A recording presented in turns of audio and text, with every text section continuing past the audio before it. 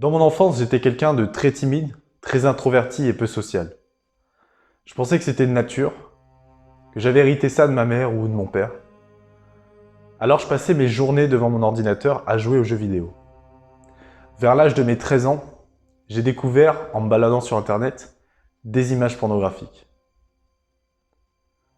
Je me rappelle encore de la première scène que j'ai regardée. Je trouvais ça fascinant de pouvoir observer un vrai rapport sexuel à travers un écran. Et j'étais d'autant plus intrigué parce que je n'avais jamais fait l'amour à une femme, et d'ailleurs même pas embrassé aussi. J'avais à l'époque 13 ans. Est-ce que c'était une période appropriée pour être exposé à ce genre de vidéos? Je ne crois pas. C'est pourtant à cet âge-là que j'ai aussi expérimenté le plaisir masturbatoire solitaire. J'étais insouciant. Je me servais des vidéos pornographiques pour me masturber car je trouvais que c'était plus facile et rapide de le faire qu'avec l'imagination. Personne n'était là pour me dire si ce que je faisais était bien ou mal. Ni mes parents, ni l'école, ni Internet. De toute façon, je faisais tout cela en cachette, personne ne pouvait le savoir. Au fil des années, je gagnais en maturité sexuelle et mes pulsions sexuelles se faisaient de plus en plus fortes et nombreuses. Les films porno étaient un soutien de taille pour assouvir mes besoins sexuels, car je n'avais à l'époque pas encore connu de partenaire. J'ai passé la majeure partie de mon enfance à jouer devant un ordinateur. J'ai donc rarement pu travailler mes compétences sociales et par conséquent, je faisais peu de rencontres. Avec un peu de travail sur moi-même, j'ai dû attendre mes 16 ans avant de pouvoir sortir la première fois avec une fille. C'était au même âge que j'ai eu mon premier rapport sexuel. Je me rappelle encore très bien. J'avais prévu des bougies et de l'encens pour rendre la scène romantique. J'étais persuadé de savoir ce que c'était que de coucher avec une femme avec toutes les heures passées à voir comment les autres faisaient. Et pourtant, j'étais très loin de la réalité. Je suis tombé bien bas lorsqu'à la fin de ce premier rapport sexuel, j'en suis arrivé à me poser la question suivante. Pourquoi est-ce que j'ai pris aucun plaisir? J'avais juste l'impression d'avoir fait une activité physique dans un lit. Aucune sensation, pas même un orgasme n'a vu le jour dans mon corps. Mais bon, je me suis dit, ça va changer au fil du temps, ça va venir petit à petit. C'est alors suivi des années où chaque semaine comptait au minimum 3 à 5 séances de masturbation devant du porno. Et encore, ça pouvait aller bien plus loin. Et ça allait très souvent bien plus loin. Je suis devenu de plus en plus renfermé et anxieux. J'avais du mal à sortir de ma zone de confort pour rencontrer des gens. Lorsque j'arrivais à trouver un peu d'énergie et de motivation pour le faire, et que je rencontrais des femmes, je ne voyais en elles qu'un objet sexuel à consommer, puis à mettre de côté. Je vivais clairement dans un autre monde. Un monde où plus rien n'a de saveur, où mes pensées étaient sans cesse dirigées vers le sexe, et où mon bonheur dépendait du nombre de relations sexuelles que je cumulais. Et pourtant, malgré le fait que je couche avec des femmes, je ne me sentais même pas heureux. Je préférais rencontrer des femmes qui ne me plaisaient pas et coucher rapidement avec elles, plutôt que de patienter et prendre mon temps pour trouver la bonne. Les années défilaient, tandis que mon mal-être intérieur grandissait.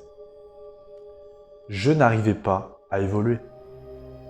Je me suis dit, comment je peux espérer devenir sociable, atteindre mes objectifs personnels, trouver une femme qui me corresponde, avec un vice aussi grand que la dépendance à la masturbation et à la pornographie. Je ne pouvais pas accepter tout ça. Je ressentais que c'était pas moi, que c'était pas mon identité profonde.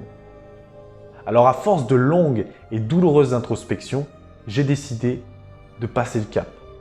J'ai refusé de continuer cette mascarade jusqu'à la fin de ma vie.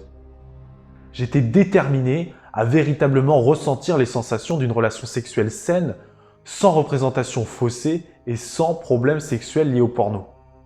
J'étais déterminé à apprendre à contrôler mes pensées et mes actions pour les diriger vers des activités plus intéressantes et enrichissantes. J'étais déterminé à construire une confiance et une estime de moi-même forte et durable. Aujourd'hui, beaucoup des hommes qui se masturbent le font devant du porno. Et cela paraît normal pour la société parce que c'est l'évolution de la sexualité. Moi, je pense pas que se masturber devant du porno ressemble à une évolution. Je dirais même que cela a trait davantage à une régression. Et dans ma tête, c'était clair. Je ne voulais pas régresser. Je voulais évoluer. Alors j'ai décidé d'arrêter la pornographie définitivement. La route fut longue, remplie d'embûches et de rechutes. Peu d'informations pour réussir à arrêter étaient présentes sur Internet.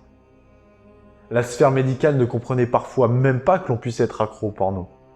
Mais en même temps, je leur en veux pas, parce que c'est un phénomène tout nouveau. Je fais partie de la génération des adolescents qui ont connu l'essor du porno gratuit en illimité sur Internet. Tout le contraire de la génération de mes parents, qui lorsqu'ils étaient adolescents, ne disposaient que de cassettes de qualité vidéo moyenne. Moi, j'ai baigné dans le monde infini et gratuit de la pornographie en streaming. Infini en termes de temps, de visionnage, mais aussi en termes de diversité de contenu. Je fais donc partie de la première génération touchée par ce nouveau fléau international. C'est quand même un poids à supporter. Mais lorsque j'en ai pris conscience, cela ne m'a pas découragé, loin de là. Alors j'ai pris les rênes de ma vie et j'ai décidé d'apprendre moi-même à arrêter. J'ai lu le peu que je pouvais trouver sur Internet. Le problème, c'est que les principaux contenus expliquaient de façon superficielle les dangers du porno. Rien de plus. Aucune explication sur comment arrêter. Pas d'outils ou de méthode, rien pour m'éclairer. Alors j'ai cru au petit bonheur la chance. Je me suis dit qu'en essayant de résister à mes pulsions, je réussirais sur le long terme à me libérer définitivement de ma dépendance. Mais je faisais complètement fausse route. Il m'a fallu bien du temps avant de comprendre que se battre contre ces pulsions est une stratégie efficace uniquement sur le court terme. Pour changer radicalement, il était nécessaire de rechercher à ne plus avoir aucune envie de regarder du porno. Et pour ça, il a fallu que je change de plan d'attaque. À force de faire des efforts sur moi-même, à force de me remettre sans cesse en question, à force de séances d'introspection, j'ai réussi à comprendre les mécanismes de mon esprit et à les contrôler pour me libérer de ma dépendance. Avant, je pouvais me masturber 5 fois en une journée devant du porno et me vider de mon énergie sans que cela ne me pose aucun problème. Désormais, je n'envisage même plus d'éjaculer si ce n'est pas avec ma copine. Je me suis rendu compte que sans porno, la masturbation n'avait plus aucun intérêt pour moi. Je ne veux pas dire par là que tout le monde devrait arrêter de se masturber.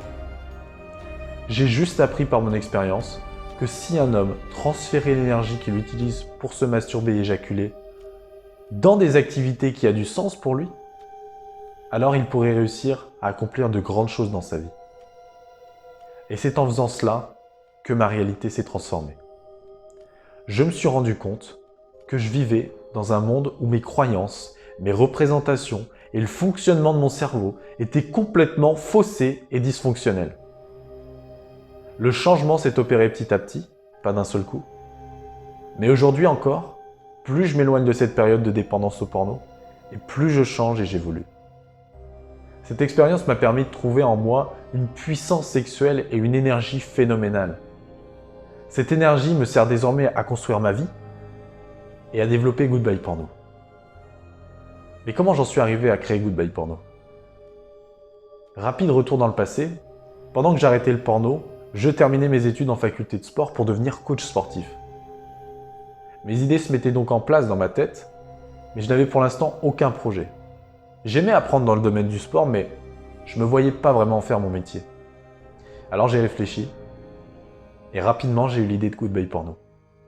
Je me suis dit, tout ce que j'ai appris durant les mois que j'ai passés à combattre mon addiction, pourquoi est-ce que je ne m'en servirais pas pour aider les autres? Alors j'ai voulu créer un site pour proposer mes services, mais pour trouver des personnes que je puisse aider, il me fallait un minimum de visibilité. Alors j'ai décidé de créer des vidéos sur YouTube pour toucher un maximum de personnes.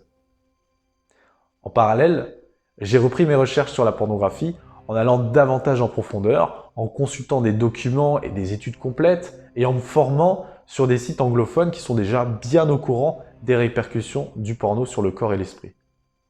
J'ai aussi parcouru des forums de pornodépendance où des gens tenaient un journal de bord et s'entraidaient.